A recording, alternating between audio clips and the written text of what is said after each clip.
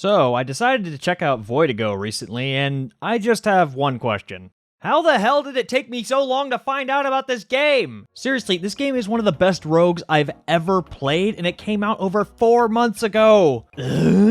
Anyway, Voidigo is a twin-stick roguelite shooter a la Gungeon or Nuclear Throne that like 2 or 3 people said I should try out, and while it arguably doesn't have as much content as some of its competition, it makes up for it in that the stuff that is here is polished to a near flawless sheen while having several tweaks to the combat, itemization, and overall formula of the genre that gives it its own special flavor within this crowded genre of games. What stood out to me first, and what may have also caught your eye, is that the game looks absolutely gorgeous. The sprite work, animations, and fluidity of it all is a pleasure to look at, and it's clear a lot of love went into the presentation. My favorite aspect of this is the weapons. They're not only functionally diverse, but their appearance varies greatly and they are brimming with personality. Like, look at this little snake sword, for example. It has this fun idle animation, and then suddenly, it gives you a little smooch! How can you not love that? The sound design is also great with a plethora of quality and distinguishable sound effects that don't become too overwhelming in the thick of battle, and a fantastic accompanying soundtrack that even changes dynamically when in and out of battle.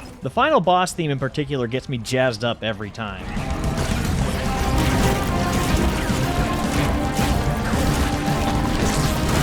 And that's only the Phase 1 theme. As far as gameplay goes, this is probably the smoothest controlling twin-stick shooter I've played in a long while, and I think there's a couple reasons for that. One is that it has a sprint button, which isn't typical for the genre and goes a long way in making you feel like you have more control over your character. The second and more important reason is the dodge mechanic. Your dodge is actually a jump that is not only your primary defensive maneuver, but is an integral tool for your offense as well. Jumping on an enemy's head will stun it, and this can be chained between multiple enemies. In a lot of these games, it's arguably much harder to fight up close than it is to fight from a distance, and this stomp mechanic is brilliant because it encourages the player to get up close and personal during combat, which has the added effect of making melee and close quarters weapons much more effective. Several of the game's power-ups are activated by stomping on an enemy as well, some of which only activate after executing a combo stomp, which makes for a neat little mini-game of looking out for whack-a-mole opportunities to take advantage of your build. And speaking of builds, the power-ups in this game are honestly the real stars of the show. Some are your typical reload speed increases or higher rate of fire, which is also one of my favorites because it's just a little ghost that says to make you shoot faster, but others get a bit more creative, such as this robot that you can control the position of and works great at giving melee weapons more range. My personal favorite power-up is the studio audience, which just impressed me with how many noises they made, even going as far to have their own goddamn theme music on entry. Weapons, as stated earlier, are also incredibly varied with a mix of projectile and melee weapons that run the gamut from your typical assault rifle and shotgun to more eccentric options like a dog with a scorpion tail that inflicts poison, a gumball launcher straight out of Kids Next Door, or an axolotl.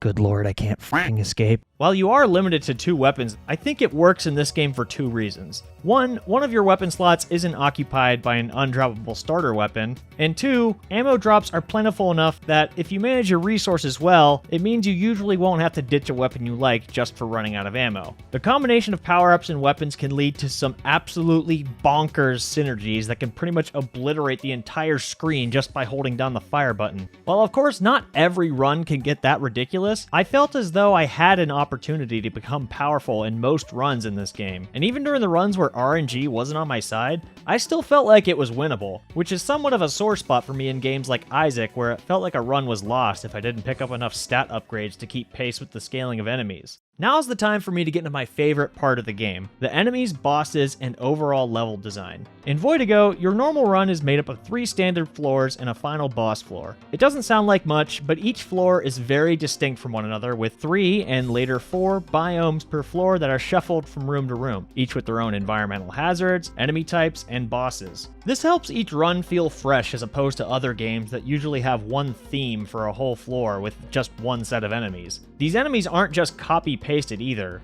with each type requiring different tactics in order to dispatch them. This extends doubly so for the bosses. They're all great and are balanced well difficulty-wise for their corresponding floors.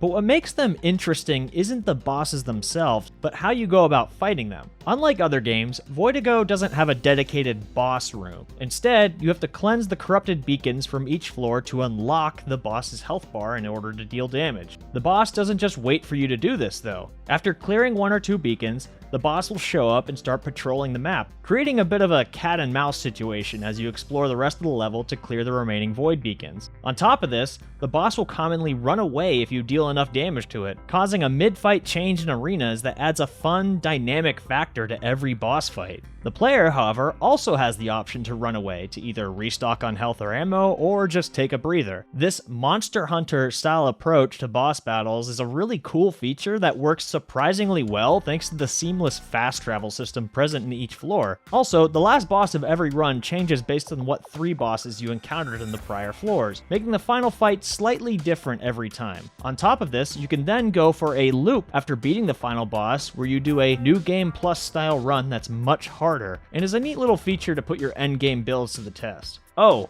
and there's several difficulty settings to fine-tune the challenge to your skill level, something I think is a great feature for a genre that typically isn't very new player friendly.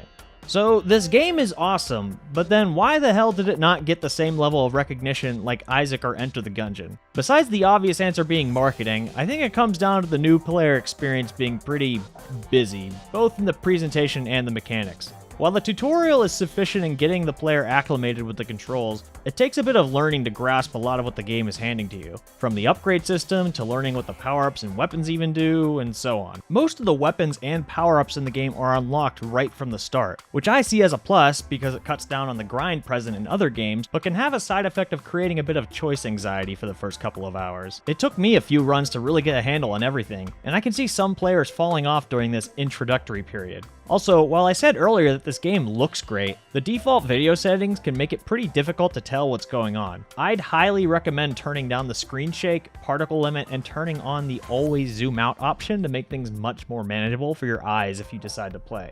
Finally, some might find this game a bit lacking in content. There's definitely replayability here between the multiple difficulties and loop system, but I'd wager this won't be a person's next multi-100-hour rogue game. I personally don't mind this because I care less about the quantity of hours and more so the quality of those hours played anyway, but it's worth mentioning. All that said, I can't really think of a more substantial reason this game didn't get more coverage. It boggles my mind because this game really is incredible. I'd put it up there with all-time greats like Isaac and Nuclear Throne. I can only wonder why...